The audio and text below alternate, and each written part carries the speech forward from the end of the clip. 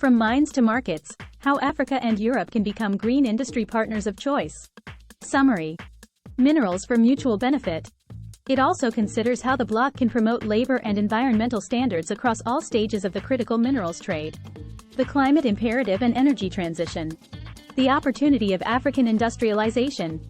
Across the continent, African policymakers regard the energy transition as a second chance to finally industrialize their economies. For example, one 2021 study shows a 10,000-ton cathode precursor would be 3 times cheaper to produce in the DRC than in the US or China, and twice as cheap as in Poland. Activities classed as upstream range from exploration and prospecting to mine development, production, and abandonment. Evolving African policy. While such measures are not entirely new, the changed geopolitical context in the aftermath of the pandemic and Russia's invasion of Ukraine, including the move towards friendshoring, has catalyzed and given greater impetus to many African and other governments to impose such restrictions as a means of forcing local value addition. European policy and the friendshoring imperative. The practical expression of the EU's strategic approach to obtaining CRMs is the establishment of strategic partnerships on CRMs by signing Memoranda of Understanding, MOUs, with African countries such as the DRC, Zambia, Rwanda, and Namibia.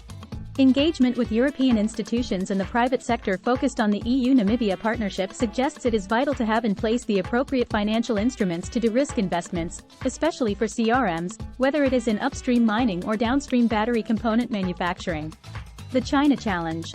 The Chinese dominance in upstream mining means there may be little scope for Europeans to enter that stage of the process.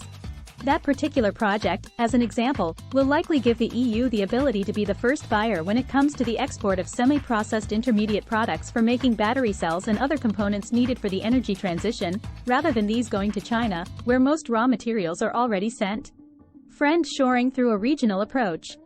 Such regional approaches will especially help promote co-located midstream and downstream investment, where the value addition happens. To develop a closer economic and industrial integration of the sides and the sustainable value chain of raw materials by identifying and jointly developing innovative, sustainable, and responsible raw materials value chains projects. Raising standards through new international partnerships. How to strengthen EU minerals security and boost African industrialization.